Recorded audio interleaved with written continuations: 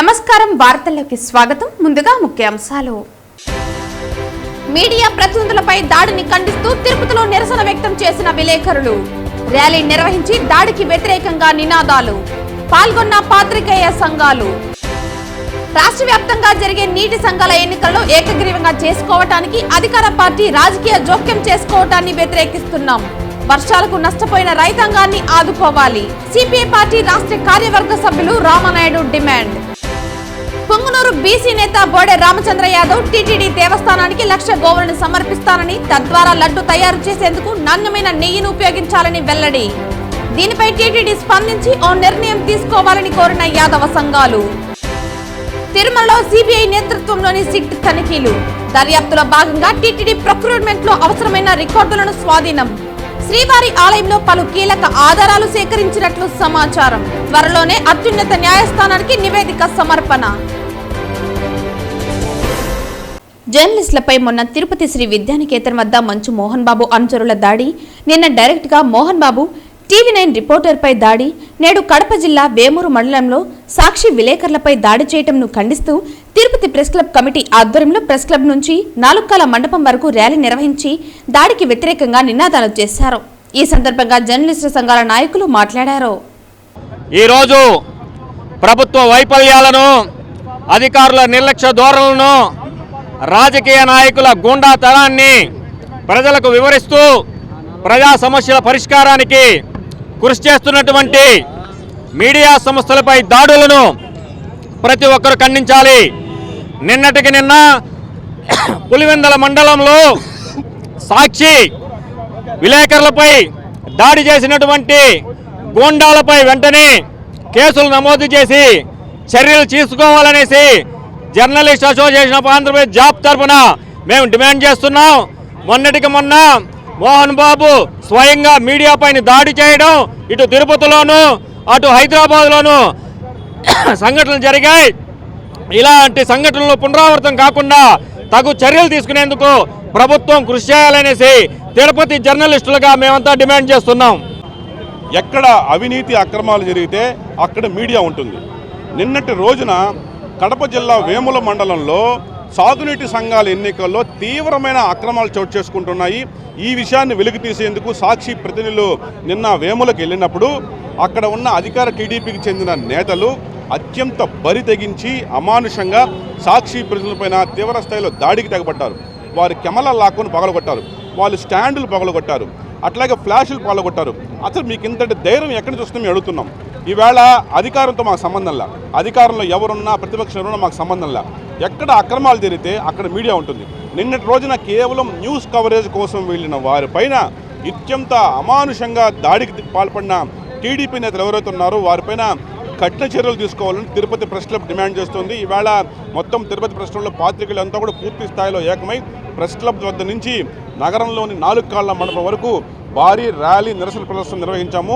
పోలీసులు కూడా మేము కోరుతున్నాము, కడప జిల్లా ఎస్పీ ఈ ఘటనపైన చాలా సీరియస్గా స్పందించాల్సిన అవసరం ఉంది. మరి ఎవరైతే సాక్షి ప్రజలపై దాడికి పాల్పడ్డారో వారిపైన హత్యాయత్నం కింద కేసు నమోదు చేయాలి.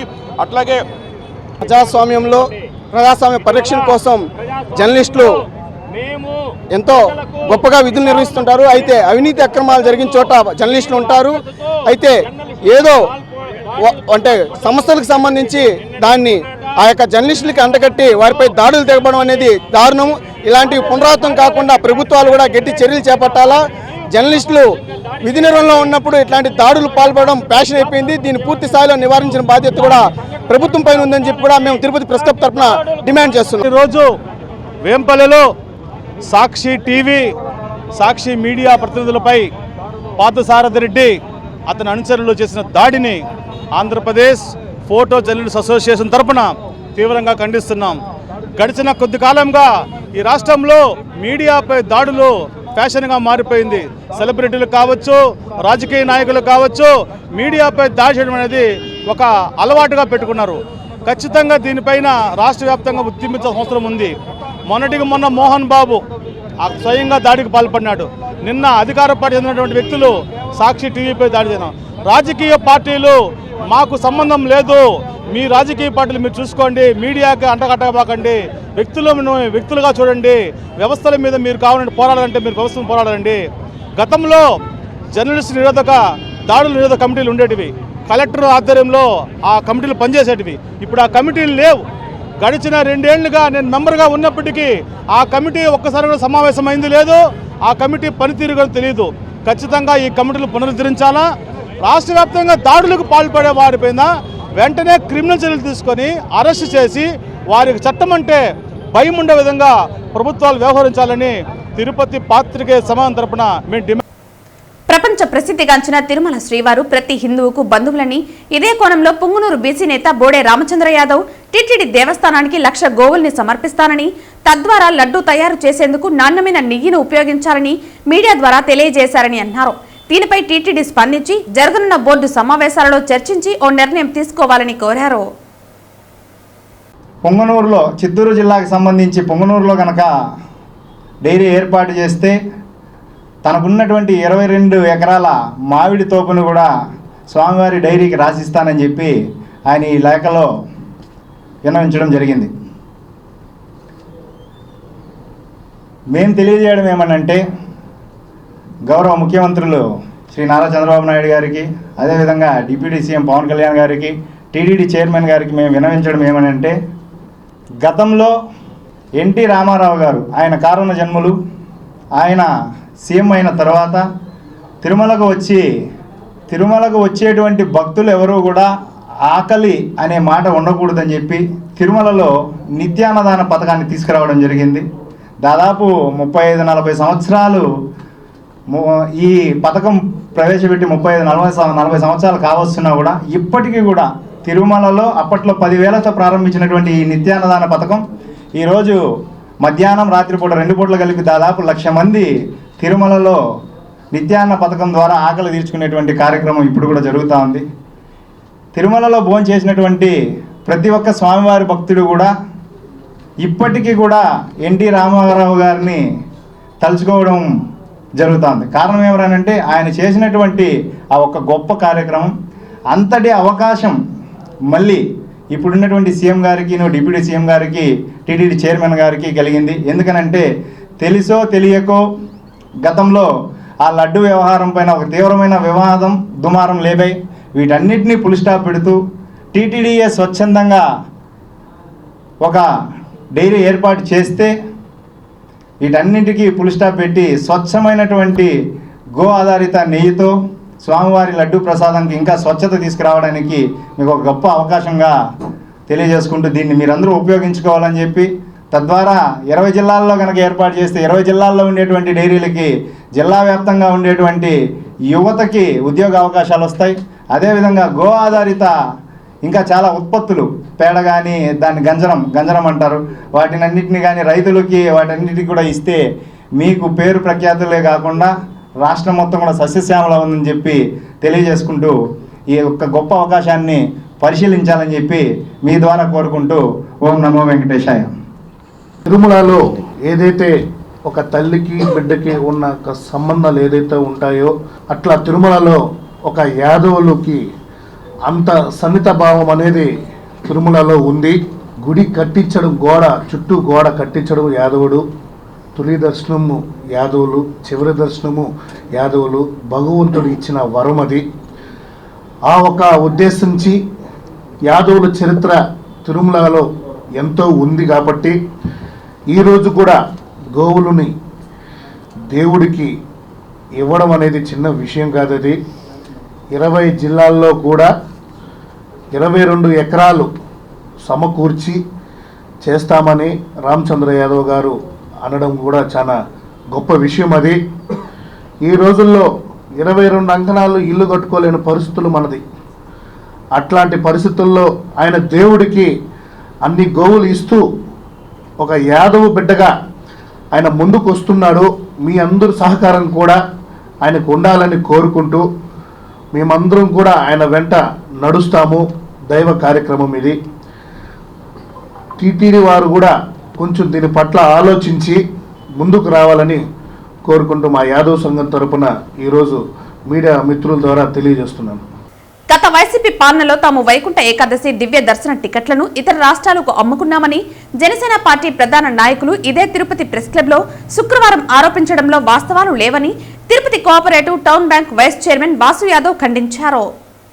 జనసేన పార్టీ ప్రధాన నాయకులు ఇదే తిరుపతి ప్రెస్ క్లబ్ లో శుక్రవారం ఆరోపించడంలో వాస్తవాలు లేవని Tirupati cooperative town bank vice chairman Vasu Yadav ఖండించారు.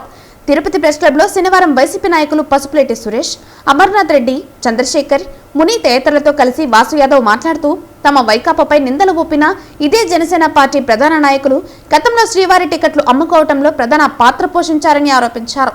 వైసీపీ హయాంలో 10 సెంటర్లు 94 కౌంటర్లతో వైకుంఠ దర్శన భాగ్యాన్ని రోజుకు 15,000 మందికి కల్పించారని గత వైకాపా వైభవాన్ని గుర్తు చేశారు. కాబట్టి అసలే మీ కూటమి ఏర్పడిన తర్వాత ఈ తిరుపతి ప్రజలు మీకు ఓటేసి మీ ఎమ్మెల్యేని గెలిపించిన తర్వాత మీరు ఇలా డిమాండ్ చేయడం ఏందో మాకైతే అర్థం కావట్లేదు. మీరు వెళ్ళి మీ ఎమ్మెల్యేని అడిగి మీరు కావాలంటే పెట్టించుకోండి, చూద్దాం. అసలు ఈ చేతగాని ప్రభుత్వాన్ని, ఈ చేతగాని ఎమ్మెల్యేని ఎందుకురా ఎన్నుకున్నామని ఇప్పుడే తిరుపతి ప్రజలందరూ కూడా బాధపడుతున్నారు. అసలు ఎమ్మెల్యే అత్తాపత్తానే లేడు తిరుపతిలో. అసలు ఎమ్మెల్యే అనే వ్యక్తి అసలు ఎవరు అనేది కూడా తిరుపతి ప్రజలు పూర్తిగా మర్చిపోయినారు. అలాంటి ఈ తిరుపతిలో మీరు నిన్న టికెట్లు అమ్ముకోవడం గురించి మాట్లాడడం నిజంగానే చాలా చాలా హాస్యాస్పదం. మీ పార్టీ గురించి చూసుకోండి, మీ ఎమ్మెల్యేతో మీరు మాట్లాడుకోండి. మీరు మా అంత నిజాయితీగా నిక్కచ్చిగా చేసి చూపించండి, చూస్తాం. అంతేగాని మేము టికెట్లు అమ్ముకున్నాము అని ఎవరన్నా మాట్లాడితే అన్నా పర్లేదు, మీరు మాట్లాడడం అది మీరు ఇక్కడ కూర్చొని టికెట్లు అమ్ముకున్నారు అని ఆ విషయం మాట్లాడడం నిజంగానే చాలా చాలా హాస్యాస్పదంగా ఉంటుంది. ఈ పద్ధతిని మార్చుకోవాలి అని చెప్పేసి వైఎస్ఆర్ కాంగ్రెస్ పార్టీ నుంచి తీవ్రంగా హెచ్చరిస్తున్నాం కిరణ్ రాయల్ గారిని. ధైర్యం ఉంటే, చేతనైతే మీరు ఇచ్చినటువంటి సూపర్ 6, సూపర్ 7, సూపర్ 10 రండి చర్చిద్దాం. 6 నెలల కాలం దాటిపోయింది మీ ప్రభుత్వానికి. ఏమైనా ప్రజలకు ఒరగబెట్టుంటే రండి మాట్లాడదాం, చర్చిద్దాం. 6 నెలలు అయిపోయేసి మీరు చేయాల్సింది చేయకుండా ఇంకా మైకుల ముందుకు వచ్చి మీరు అది చేశారు ఇది చేశారని ఇంకా మా మీదే బురద చల్లే కార్యక్రమాలా ఏంటి? ఈ పద్ధతి ఎంతవరకు కరెక్ట్? ఇది మీకు అధికారాన్ని ఇచ్చారు, మీరు ఇంకా మా మీద నిందలు వేస్తుంటే మేము బురద చల్లించుకుంటూ ఉండాలా? చెప్పిన పనులు చేయండి. మీకు చిత్తశుద్ధి ఉంటే నిరూపించుకోండి మీరు చెప్పినవి చేస్తామని. ఇంతవరకు ఉద్యోగాల పరిస్థితి లేదు. గతంలో రోడ్ల మీద గుంత కనిపిస్తే పరిగెత్తవచ్చు, ఆ గుంతల దగ్గర నానా ఆర్భాటాలు చేశారు. రండి ఒకసారి తిరుపతి వీధుల్లోకి రండి, రోడ్లు ఏ విధంగా ఉన్నాయి ఇప్పుడు. మీరేమి 6 నెలల్లో ఏం చేశారో చూద్దాం. నిన్న పట్టుమని 2 రోజులు వాన పడితే ఆ వానని కూడా మేనేజ్ చేయలేకపోయారు, వరద నీరుని. మీరు దానికి ఏం చర్యలు తీసుకోవాలో మీకు తెలియట్లా తలలు పట్టుకుంటున్నారు. అధికారులు ఏ విధంగా వాడుకోవాలి, పారిశుద్ధ్య కార్మికులను ఏ విధంగా వినియోగించుకోవాలి, పురపాలక సంఘంలో ఉన్న వాళ్ళు ఏ విధంగా, కార్పొరేషన్ అధికారులు ఏ విధంగా అలర్ట్ చేయాలి, ఇవి అన్నా మీరు బాధ్యతాయుతంతో చేయాల్సింది. చేత కాకుండా పస లేకుండా పనికి మాలిన ఆరోపణలు, విధానాలు మార్చుకోండి. మహతి కళాక్షేత్రంలో ఈ నెల 16వ తేదీ సోమవారం సాయంత్రం 6 గంటలకు మన దేశంలో 150 సార్లు ప్రదర్శించిన పడమటి గాలి నాటకాన్ని ప్రతి ఒక్కరూ తిలకించి రైతు లేనిదే రాజ్యం లేదనే సూక్తిని తెలుసుకోవాలని బీసీ సంఘర్షణ సమితి నేతలు తదితరులు పిలుపునిచ్చారు. మహతి కళాక్షేత్రంలో ఈ నెల 16వ తేదీ సోమవారం సాయంత్రం 6 గంటలకు మన దేశంలో 150 సార్లు ప్రదర్శించిన పడమటి గాలి నాటకాన్ని ప్రతి ఒక్కరూ తిలకించి రైతు లేనిదే రాజ్యం లేదనే సూక్తిని తెలుసుకోవాలని బీసీ సంఘర్షణ సమితి నేతలు అక్కిపల్లి లక్ష్మయ్య, శ్రీమంతుల రామయ్య, కట్టమంచి చంద్రబాబు, శాకం ప్రభాకర్, సుబ్రహ్మణ్యం, అశోక్, శేఖర్ తదితరులు పిలుపునిచ్చారు. తిరుపతి ప్రెస్ క్లబ్ లో శనివారం మీడియా ముందు వీరు మాట్లాడుతూ ఐఏఎస్లు ఈ నాటకంలో కళాకారులుగా నటించి జీవించారన్నారు. నేటి సమాజంలో ఎన్నో ఇబ్బందులు పడుతూ మానవులందరం కూడా అనేక కష్ట నష్టాలు ఓర్చుకుంటున్నాం. ఇలాంటి నాటకాన్ని మనం ఇప్పుడు నేటి సమాజంలో కూడా టీవీలు, సీరియళ్ళు వచ్చినటువంటి సందర్భంలో అనేక ఆలోచన విధానానికి పోకుండా సమాజంలో మానవులుగా బతకాలంటే మనిషి జీవనంలో ఎంతో కొంత విజ్ఞానం అనేది అవసరం. కాబట్టి ఈ నాటకాలు చూసిన దానివల్ల మనిషి రేపటి సమాజంలో మనిషికి అన్యాయం చేయకూడదు, మనం న్యాయం చేయాలి అనేటువంటి 1% అయినా కూడా ప్రతి మనిషి నేర్చుకునే దానికి ఒక అవకాశం ఉంటుంది. కాబట్టి ప్రతి ఒక్కరూ కుటుంబ సభ్యులతోటి, వ్యాపారస్తులు కానీ, జర్నలిస్టులు కానీ, అనేక రకాలైనటువంటి సంస్థల్లో పనిచేసేటువంటి వాళ్ళందరూ కూడా, పట్టణంలో ఉన్నటువంటి వాళ్ళు తప్పనిసరిగా ఇలాంటి నాటకాన్ని మనం ఆదరించవలసిన అవసరం ఉంది. ఇది గత 150 సార్లు ఆంధ్ర రాష్ట్రంలో అనేక సార్లు ప్రదర్శించేసి ఉమ్మడి ఆంధ్రప్రదేశ్లో అసెంబ్లీలో కూడా ఒక మంచి నాటకం అని గుర్తించడం జరిగింది. కాబట్టి ఇలాంటి కళాకారులు ఆంధ్రప్రదేశ్లో ఇలాంటి ప్రదర్శన ఇవ్వడం అనేది మనకు గర్వకారణం. మనం అందరం కూడా దీన్ని తిలకించాలని చెప్పేసి ఒక సదుద్దేశంతో మేము పట్టణ ప్రజలందరికీ విజ్ఞప్తి చేస్తూ బీసీ సంఘర్షణ సమితి తరఫున దీన్ని ఆదరించండి. కళాకారులని, మన కవులని, రచయితలని, మనం అంతమందిని ఎంతో కొంత ప్రోత్సహిస్తే తప్ప ఈ సమాజంలో చెడుకు వ్యతిరేకంగా మనం నేర్చుకునేదానికి అవకాశం ఉంటుందనేటువంటి ఒక సదుద్దేశంతో ఈ కార్యక్రమాన్ని నిర్వహిస్తున్నారు. మహతీ ఆడిటోరియంలో జరగబోయే పడమటి గాలి అనే నాటకానికి చుట్టుపక్కల గ్రామ ప్రజలు, రైతాంగము, ముఖ్యంగా యువత రావాలనేసి మేము విజ్ఞప్తి చేస్తున్నాం. ఎందుకంటే రైతు లేనిదే రాజ్యం లేదనేది గతంలో మన నానుడి. జై కిసాన్ జై జవాన్ అనేటువంటి నానుడి మన భారతదేశంలో ఉంది. కాబట్టి రైతు ఇప్పుడు పండించే పంటకు కూడా గిట్టుబాటు ధరలు లేకుండా చాలా ఇబ్బందులు పడుతున్నారు. ఇటువంటి పరిస్థితుల్లో ఇట్లాంటి నాటకాలు చూసినట్టయితే కొంతమంది యువత కూడా, చదువుకున్న యువత కూడా వ్యవసాయం చేసేదానికి మొగ్గు చూపుతారనేసి ఒక సదుద్దేశంతో ఈ నాటకాన్ని ప్రదర్శన చేస్తున్నారు. ఇటువంటి నాటక చూడటం వల్ల సమాజంలో కొంతైనా 1% కొంత ఆలోచన జ్ఞానం పెంచాలనే ఉద్దేశంతోనే వాళ్ళు 25 సంవత్సరాల నుంచి కూడా వాళ్ళు ఏమి లాభాపేక్షతనో ఇదే వృత్తిగానో భావించి వాళ్ళు ఈ నాటకాలు వేయటం లేదు. సమాజంలో మంచి కోరే ఉద్దేశంతోనే వాళ్ళు ఈ నాటకాన్ని ఈ 25 సంవత్సరాలుగా కూడా ఎంతో వ్యయ ప్రయాసాలు కోర్చి వాళ్ళకు ఆదాయంతో సంబంధం లేకుండా చేస్తున్న ఇటువంటి కార్యక్రమాలన్నీ కూడా మనం కూడా ఇటువంటిని ప్రోత్సహించాలనే ఉద్దేశంతో బీసీ సంఘర్షణ సమితి దీన్ని బాధ్యతగా తీసుకొని నలుగురికి చెప్పాలనే ఉద్దేశంతోనే ఈరోజు మీ ముందుకు రావడం జరిగింది. శనివారం ఉదయం వీఐపీ విరామ సమయంలో తిరుమల శ్రీ వెంకటేశ్వర స్వామి వారిని పలువురు సినీ ప్రముఖులు దర్శించుకున్నారు. శనివారం ఉదయం వీఐపీ విరామ సమయంలో ప్రముఖ సినీ కథానాయిక లావణ్య త్రిపాఠి, ప్రముఖ సినీ కొరియోగ్రాఫర్ బాబా భాస్కర్, ప్రముఖ సినీ కథానాయకుడు నవీన్ చంద్రాలు వేరువేరుగా స్వామివారి సేవలో పాల్గొని మొక్కులు చెల్లించుకున్నారు. దర్శన అనంతరం రంగనాయకుల మండపంలో వేద పండితులు వేద ఆశీర్వచనం అందించగా ఆలయ అధికారులు శ్రీవారి తీర్థ ప్రసాదాలు అందజేసి పట్టు వస్త్రంతో సత్కరించారు. నటీనటులను చూసిన భక్తులు వారితో సెల్ఫీలు దిగేందుకు ఆసక్తి చూపారు. ఆలయం వెలుపల నవీన్ చంద్ర మీడియాతో మాట్లాడుతూ రామ్ చరణ్తో తాను నటించిన గేమ్ చేంజర్ సినిమా జనవరి 10వ తేదీన విడుదల కానుందని, సినిమా ఘన విజయం సాధించాలని కోరుకున్నట్లు తెలిపారు. ఇక తాను నటించిన అనేక సినిమాలు త్వరలోనే విడుదల కానున్నట్లు తెలిపారు. సినిమా షూటింగ్స్ కారణంగా 2 ఏళ్ల పాటు శ్రీవారి దర్శనార్థం రాలేకపోయానని, విరామం దొరకడంతో శ్రీవారిని దర్శించుకోవటం చాలా సంతోషంగా ఉందన్నారు. స్వామివారి దయ ఉంటేనే విజయాలు సాధ్యమని అన్నారు. అందరికి నమస్కారం. శ్రీవారి దర్శనంకి రావడం జరిగింది అండ్ చాలా అద్భుతమైన దర్శనం. చాలా సంతోషంగా ఉంది, చాలా హ్యాపీగా ఉంది. అంటే కొంచెం గ్యాప్ పడింది, షూటింగ్స్ బిజీ ఉండడం వల్ల 2 years అయింది దర్శనం చేయకుండా. సో ఆయన పిలిచేశారు, వచ్చేసాను అండ్ చాలా బాగా దర్శనం, చాలా హ్యాపీగా, సంతోషంగా, ప్రశాంతంగా, శాంతంగా వెళ్తున్నాం. సో ఏడుకొండల వారికి, ఇక్కడున్న ప్రపంచంలో ఉన్న అందరు భక్తులకి అందరికీ ఆయన ఆశీస్సులు ఉండాలి, ఆయన బ్లెస్సింగ్స్ ఉండాలని కోరుకుంటున్నాను. గోవింద గోవింద. నెక్స్ట్ ఇప్పుడు గేమ్ చేంజర్ రిలీజ్ అవుతుంది January 10th. సో అది కూడా వేడుకున్నాం. ఆ సినిమా నిజంగా బాగా రిసీవ్ అవ్వాలి, ఆడియన్స్కి బాగా రీచ్ అవ్వాలని చెప్పి. సో ఇంకా వచ్చే నా ఫిల్మ్ 11 కొన్ని సినిమాలు రిలీజ్ కొన్నాం. సో ఆ విషయం కూడా దేవుని కోరుకోవడం జరిగింది. అండ్ ఆయన దయ ఉంటే అన్నీ నాకు అనుకూలంగా జరుగుతాయి అనుకుంటున్నాను. శనివారం తిరుపతి నగరం గోవిందనామస్మరణతో మారుమోగింది. ఉదయం 5 గంటల నుంచి దాదాపు 100 మంది భజన మండలి కళాకారులు, భక్తులు తిరునామాలు ధరించి సాంప్రదాయ వస్త్రాలతో, మంగళ వాయిద్యాలు, తప్పెట్ట తాళాలతో నగరంలో గోవిందనామ సంకీర్తనలు ఆలపించారు. అందులో భాగంగా ఉదయం 5 గంటల నుంచి దాదాపు 100 మంది భజన మండలి కళాకారులు, భక్తులు తిరునామాలు ధరించి సాంప్రదాయ వస్త్రాలతో, మంగళ వాయిద్యాలు, తప్పెట్ట తాళాలతో నగరంలో గోవిందనామ సంకీర్తనలు ఆలపించారు. ఈ సందర్భంగా నగర సంకీర్తన మండలి సభ్యులు వాసు, వెంకటాద్రి, మునికృష్ణ మాట్లాడుతూ శనివారం రోజు శ్రీనివాసునికి ఎంతో ప్రీతికరమైన రోజని గుర్తు చేశారు. అందుకే ఆయనను స్మరిస్తూ నేడు భారీ సంఖ్యలో కళాకారులు తరలివచ్చి నగర సంకీర్తనలో పాల్గొనడం సంతోషంగా ఉందన్నారు. ఈ నగర సంకీర్తన అనంతరం భక్తులకు అన్నప్రసాదం పంపిణీ చేశారు. ఈ కార్యక్రమంలో సూర్యప్రకాష్, గుండాల గోపీనాథ్, రాజశేఖర్ రెడ్డి, మునినాథరెడ్డి, వాసుదేవరెడ్డి తదితర కళాకారులు పాల్గొన్నారు.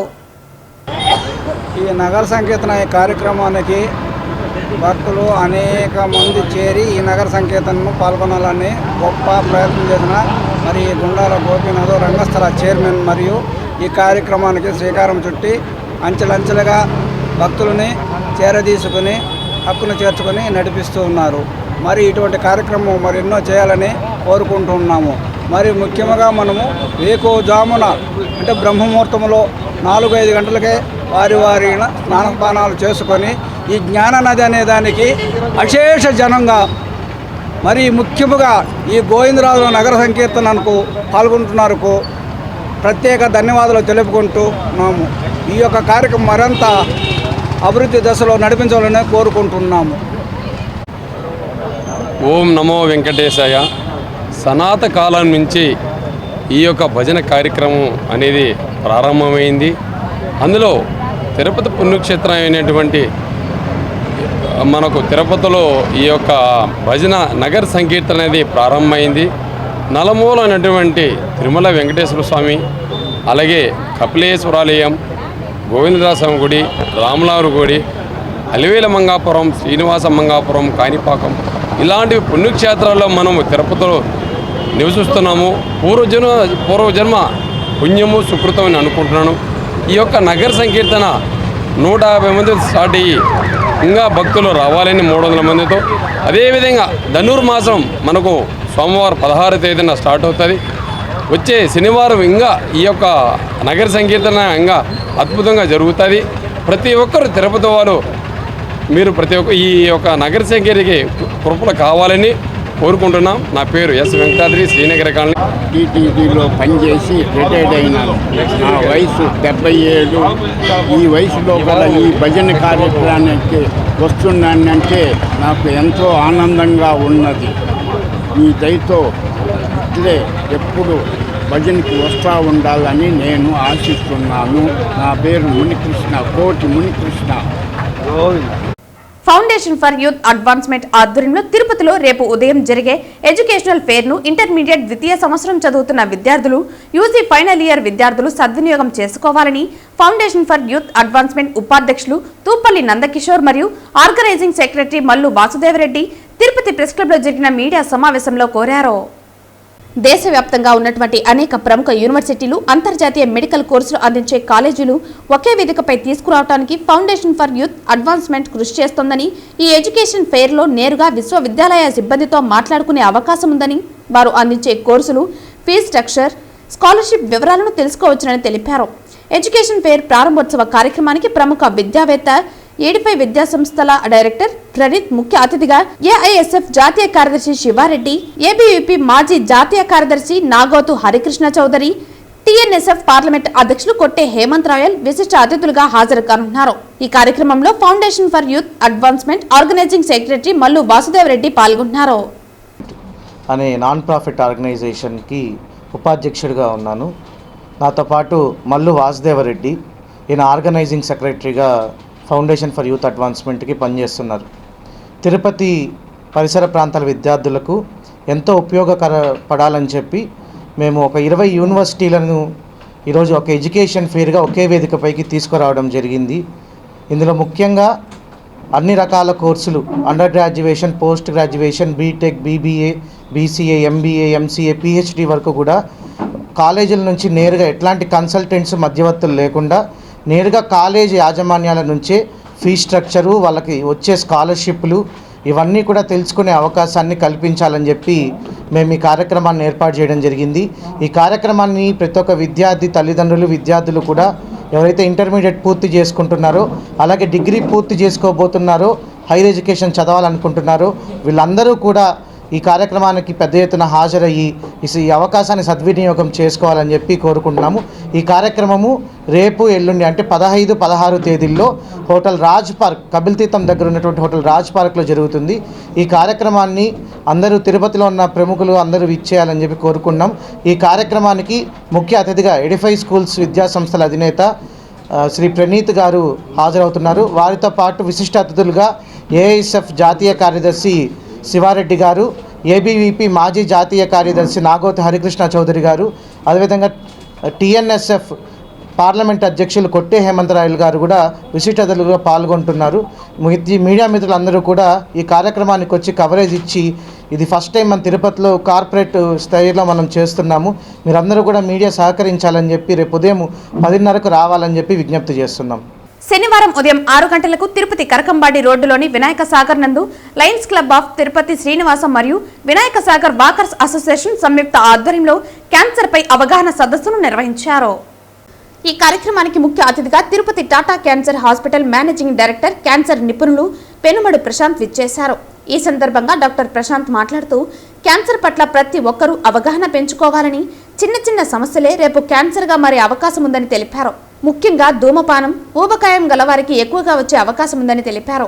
అంతేకాక ముఖ్యంగా స్త్రీలలో బ్రెస్ట్ క్యాన్సర్ ఎక్కువగా ఉందని, వ్యాధి ముదరక ముందే నిర్లక్ష్యం చేయక నిపుణులు సంప్రదిస్తే నివారించవచ్చునని పేర్కొన్నారు. ప్రతిరోజు శాకాహారం తీసుకుంటూ నడక, వ్యాయామం, యోగా చేసుకుంటే క్యాన్సర్ను రాకుండా అడ్డుకట్ట వేయవచ్చునని తెలిపారు. పేదలకు ఉచితంగా స్క్రీనింగ్ టెస్టులు చేసి శస్త్రచికిత్సలు నిర్వహిస్తున్నట్లు తెలిపారు. ఈ కార్యక్రమంలో lions club of Tirupati Srinivasa అధ్యక్షులు ఆర్కాట్ కృష్ణప్రసాద్, కార్యదర్శి జగన్నాథం, వినాయక సాగర్ వాకర్స్ అసోసియేషన్ అధ్యక్షులు బాలాజీ నాయుడు తదితరులు పాల్గొన్నారు. తిరుపతిలో ఈరోజు lions club of Tirupati Sri Srinivasa ఆధ్వర్యంలో మరియు వినాయక సాగర్ వాకర్స్ అసోసియేషన్ సౌజన్యంతో ఈరోజు క్యాన్సర్పై అవగాహన సదస్సు ఇక్కడ వచ్చిన వాకర్స్కు తెలియజేయడం జరిగింది.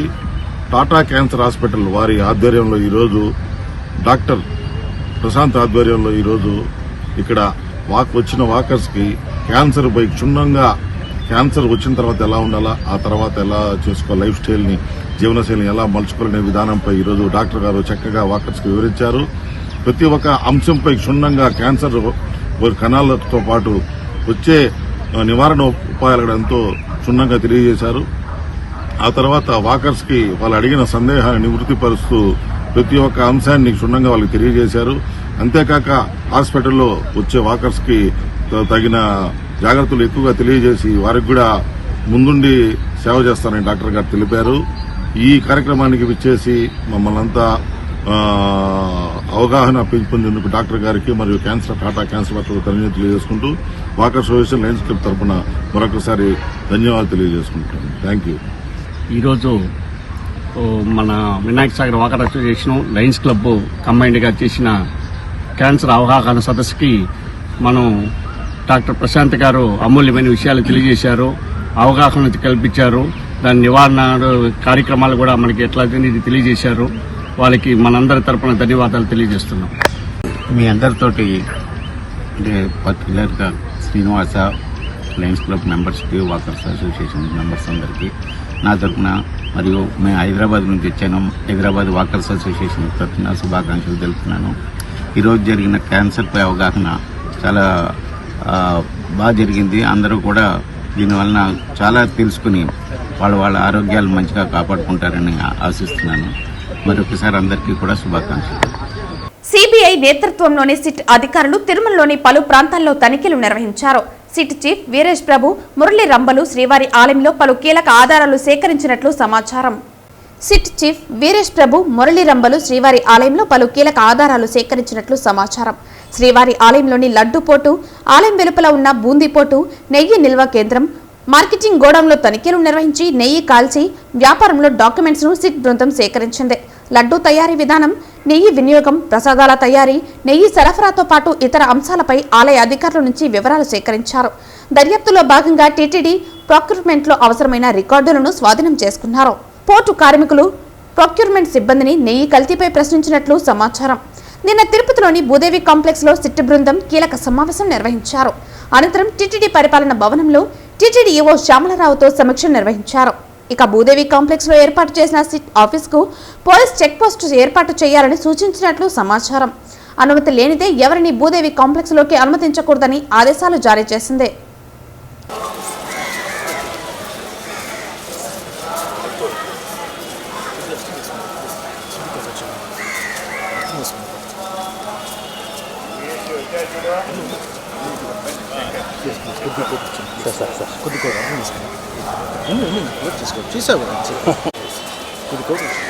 Okay sir. తెలుగు చిత్ర పరిశ్రమ ఖ్యాతిని విశ్వవిఖ్యాతం చేసిన మహనీయుడు విశ్వవిఖ్యాత నందమూరి తారక రామారావు సినీ రంగ ప్రవేశం చేసి 75 సంవత్సరాలు పూర్తయిన సందర్భంగా ఆ మహానుభావునికి AP film chamber of commerce ఆధ్వర్యంలో Tirupati film chamber branch office నందు వజ్రోత్సవ వేడుకలు ఘనంగా నిర్వహించారు. తెలుగు చిత్ర పరిశ్రమ ఖ్యాతిని విశ్వవిఖ్యాతం చేసిన మహానటుడు విశ్వవిఖ్యాత నందమూరి తారక రామారావు సినీ రంగ ప్రవేశం చేసి 75 సంవత్సరాలు పూర్తయిన సందర్భంగా ఆ మహానుభావునికి AP film chamber of commerce ఆధ్వర్యంలో ఆంధ్రప్రదేశ్ ఫిల్మ్ ఛాంబర్ అధ్యక్షులు ఏఎం రత్నం, కార్యదర్శి మోహన్ గౌడ్ పిలుపు మేరకు తిరుపతి జిల్లా అన్నమయ్య జిల్లా కన్వీనర్స్ రవిచంద్రారెడ్డి, నక్కా రాజేంద్ర ప్రసాద్ ఆధ్వర్యంలో తిరుపతి ఏఆర్ బైపాస్ రోడ్లోని ఫిల్మ్ ఛాంబర్ బ్రాంచ్ ఆఫీస్ నందు వజ్రోత్సవ వేడుకలు ఘనంగా నిర్వహించడం జరిగింది. ఈ కార్యక్రమానికి ముఖ్య అతిథిగా గుండాల గోపీనాథ్, సుబ్రహ్మణ్య యాదవ్తో పాటు అల్లం మణి, జిఎల్ కుమార్, రాజగోపాల్, గుర్రప్ప, కడివేటి మునిరత్నం, రేవతి, కళాకారులు, కళా అభిమానులు పాల్గొన్నారు.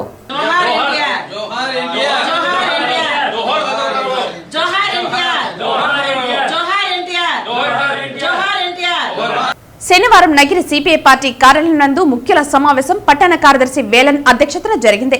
ఈ సమావేశంలో ముఖ్య అతిథులుగా రామానాయుడు, సిపిఐ జిల్లా ప్రధాన కార్యదర్శి నాగరాజు పాల్గొన్నారు. ఈ సందర్భంగా రామానాయుడు మాట్లాడుతూ రైతుల నీటి సంఘాల ఎన్నికలు నిర్వహించడం అభినందనీయమన్నారు. దానిని సిపిఐ పార్టీ స్వాగతిస్తోందని, కానీ రాష్ట్ర వ్యాప్తంగా అధికార పార్టీ ఏకగ్రీవంగా చేసుకోవడానికి జోక్యం చేసుకుని వారి అనుకూల వర్గాన్ని ఎన్నుకోవడాన్ని సిపిఐ పార్టీ వ్యతిరేకిస్తోందన్నారు. ఏకగ్రీవంగా ఎన్నుకోవడాన్ని మేము వ్యతిరేకం కాదని, స్వచ్ఛందంగా రైతు సంఘంగా వారు ఎన్నుకుంటారన్నారు. గత వారం రోజులుగా కురుస్తున్న వర్షాలతో జనజీవనం అస్తవ్యస్తమైందన్నారు. రైతులు వేసిన వేరుశనగ, వరి పంటలు నష్టపోయారని, పంటలు నష్టపోయిన రైతులను ఆదుకోవాలని స్థానిక ఎమ్మెల్యేలు, ప్రజాప్రతినిధులు రైతులను పరామర్శించడం లేదని, నష్టపోయిన రైతులను ఆదుకోవడంలో నిర్లక్ష్యంగా వ్యవహరిస్తున్నారని అన్నారు.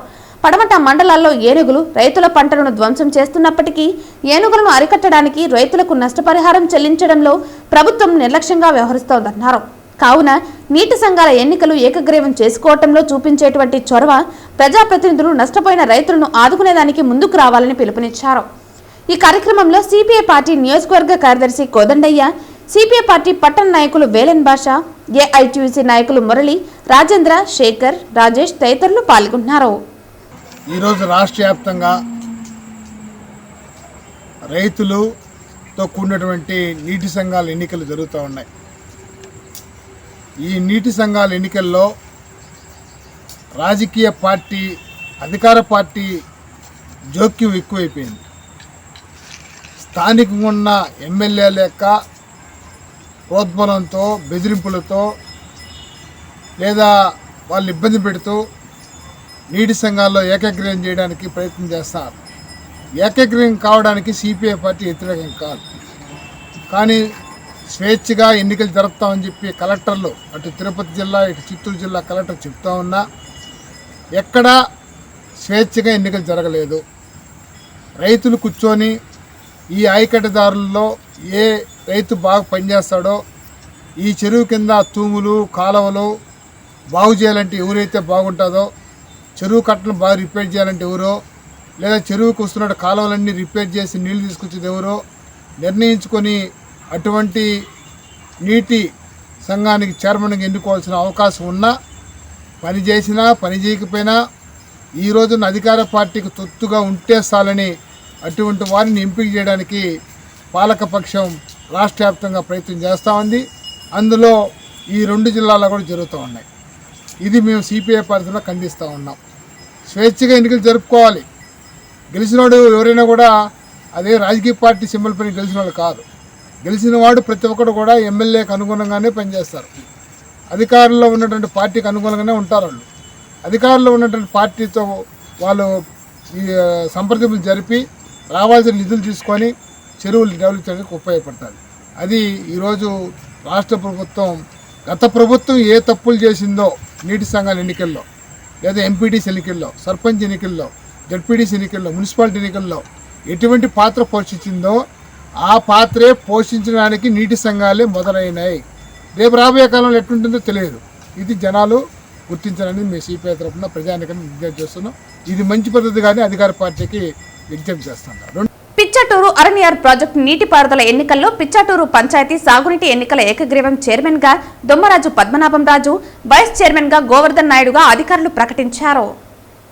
ఎమ్మెల్యే కోనేటి ఆదిమూలం మాట్లాడుతూ రాష్ట్ర ప్రభుత్వం ముఖ్యమంత్రి నారా చంద్రబాబు నాయుడు, ఉప ముఖ్యమంత్రి పవన్ కళ్యాణ్ ఎంతో ముందు చూపుతో గ్రామంలో ఉన్న చెరువుల అభివృద్ధి కోసం నీటిపారుదల శాఖ చైర్మన్, వైఎస్ చైర్మన్, టీసీ నెంబర్లను ఎన్నికల కోసం ఎలక్షన్ నిర్వహించడం జరిగింది.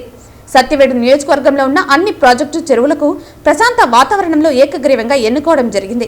ఎలక్షన్ కోసం మండల స్థాయి నాయకులు, కార్యకర్తలు కలిసికట్టుగా ఎలక్షన్ నిర్వహించడం చాలా సంతోషంగా ఉందని, గెలుపొందిన ఆయకట్టు చైర్మన్లు, వైస్ చైర్మన్ గా టీసీ మెంబర్లకు శుభాకాంక్షలు తెలిపారు. ప్రతి ఒక్కరూ కూడా అభివృద్ధి పనులు చేసుకోవాలని ఆకాంక్షించారు. ఈ కార్యక్రమంలో అడవి శంకర్రావు, చైర్మన్ దొమ్మరాజు పద్మనాభం రాజు, గోవిందస్వామి తదితరులు పాల్గొన్నారు.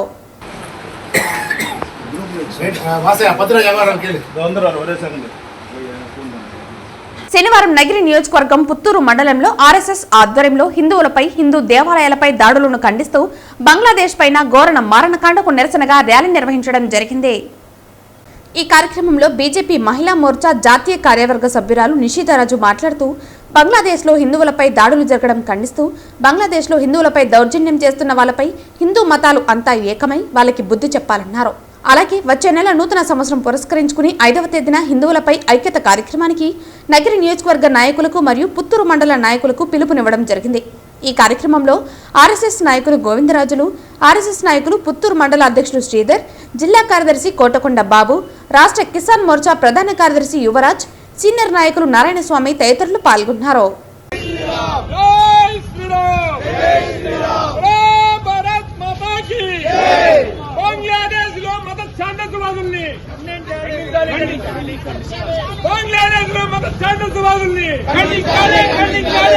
శ్రీకాళహస్తి బీజేపీ పట్టణ అధ్యక్షులు గరికపాటి రమేష్ ఆధ్వర్యంలో శ్రీకాళహస్తిలోని తెలుగంగ కాలనీలో ఉన్న ప్రభుత్వ ఎస్సీ మరియు బీసీ హాస్టల్ను బీజేపీ నాయకులు ఆకస్మిక తనిఖీలు నిర్వహించారు. అనంతరం వంటశాలను పరిశీలించి విద్యార్థులకు అందజేస్తున్న భోజనాల వసతులపై ఏ విధంగా ఉన్నాయో విద్యార్థులను అడిగి తెలుసుకున్నారు. వసతి గృహాల్లో ఉన్న సమస్యలు విద్యార్థులను బీజేపీ నాయకుల దృష్టికి తీసుకొచ్చారు. ఈ సందర్భంగా మహిళా మోర్చా రాష్ట్ర కార్యదర్శి చాగనం శైలజ మరియు మహిళా మోర్చా జిల్లా ప్రధాన కార్యదర్శి శైలజ మాట్లాడుతూ ప్రస్తుతం పడుతున్న భారీ వర్షాలకు విద్యార్థులు ఏ విధంగా ఇబ్బందులు ఎదుర్కొంటున్నారో పరిశీలించడానికి శ్రీకాళహస్తిలోని ప్రభుత్వ ఎస్సీ మరియు బీసీ హాస్టల్ పరిశీలించామని, ఇక్కడ వసతి గృహాలు ఉండే విద్యార్థులు తమకు వారి కష్టాలను తెలియజేశారని, తాము స్వయంగా వసతి గృహాలను పరిశీలిస్తే నేడో రేపో అవి కూలిపోయే విధంగా వసతి గృహాల పైకప్పులు ఉన్నాయని, తద్వారా విద్యార్థులకు ప్రమాదాలు జరిగే పరిస్థితులు గోచరిస్తున్నాయన్నారు. కేంద్ర రాష్ట్ర ప్రభుత్వాలు నిధులను కేటాయిస్తూ గ్రామీణ ప్రాంతంలోని విద్యార్థులను ఉన్నత విద్యలు అందజేయాలనే దృఢ సంకల్పంతో వసతి గృహాలు ఏర్పాటు చేస్తే అది కాస్త కొందరి అధికారుల వల్ల వసతి గృహాల పైకప్పు పెచ్చులు ఊడిపోతూ ప్రమాదకర స్థితిలో ఉన్నాయన్నారు. వసతి గృహాల పరిసర ప్రాంతాలన్నీ వ్యర్థాలతో నిండిపోవడంతో విద్యార్థులకు ఆహ్లాదకరమైన వాతావరణం లేక కడు ఇబ్బందికరమైన పరిస్థితులు ఎదుర్కొంటున్నారని అన్నారు. వసతి గృహాల సంక్షేమానికి కేంద్ర రాష్ట్ర ప్రభుత్వాలు ఇస్తున్న నిధులను సంబంధిత అధికారులు సద్వినియోగం చేసి వసతి గృహాలను మరమ్మతులు చేపట్టి వసతి గృహాల చుట్టూ ఉన్న ప్రదేశాలను చక్కదిద్ది ఆహ్లాదకరమైన పరిస్థితుల్లో విద్యార్థులు విద్యాభ్యాసం చేసుకునే విధంగా అధికారులు చర్యలు చేపట్టాలని కోరారు. ఈ కార్యక్రమంలో బీజేపీ పట్టణ అధ్యక్షులు గరికపాటి రమేష్, మహిళా మోర్చా రాష్ట్ర కార్యదర్శి చాగనం శైలజ, మహిళా మోర్చా తిరుపతి జిల్లా ప్రధాన కార్యదర్శి ప్రజ్ఞశ్రీ, బీజేపీ నాయకులు కన్నా వెంకటేశ్వర్లు తదితరులు పాల్గొన్నారు.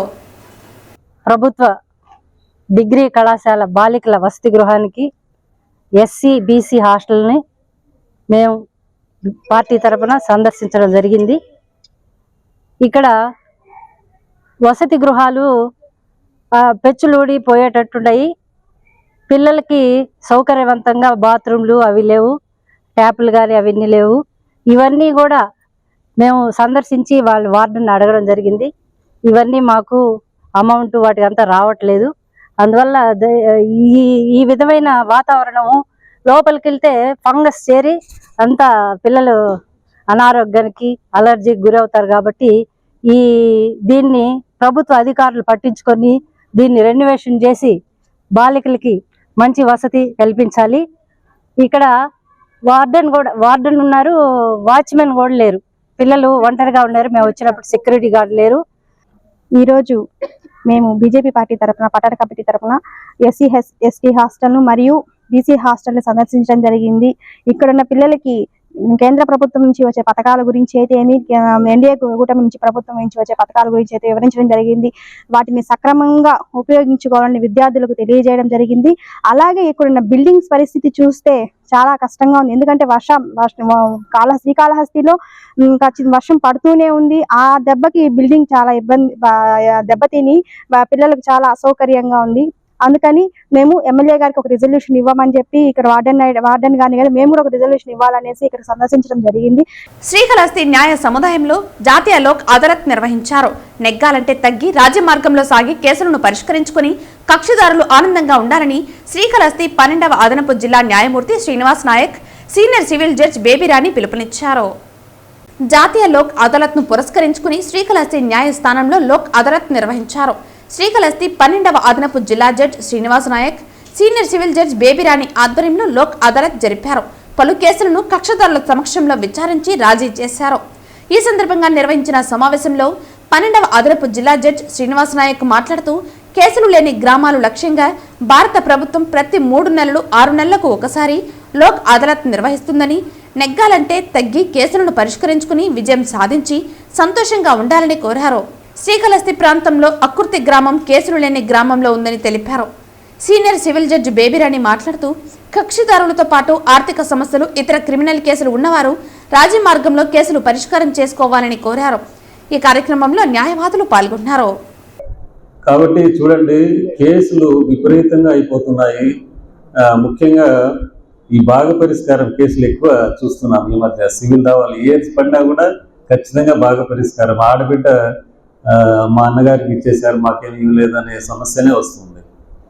ఈ సివిల్ తవాదాలు ఎక్కువ వస్తున్నాయి. ఇంకా క్రిమినల్ అయితే మామూలే, చిన్న చిన్నవి కుట్టుకోవడము, తర్వాత మనం రాజీ అవుతామనడము, దానికి సొల్యూషన్ మనం కోర్టు చుట్టూ తిరగకుండా తొందరగా రాజీ పడితే కనుక మన రాజేశ్వరరావు గారు చెప్పినట్లు ఇక్కడికిక్కడే కేసు పరిష్కారం అయిపోతుంది. కాబట్టి ఇరు పార్టీలు తొందరగా నవ్వుకుంటా వెళ్ళిపోవచ్చు. ఏ కేసు అయినా కూడా రాజీ మూలకంగా మన పరిష్కారం కనుక చేసుకుంటాయి.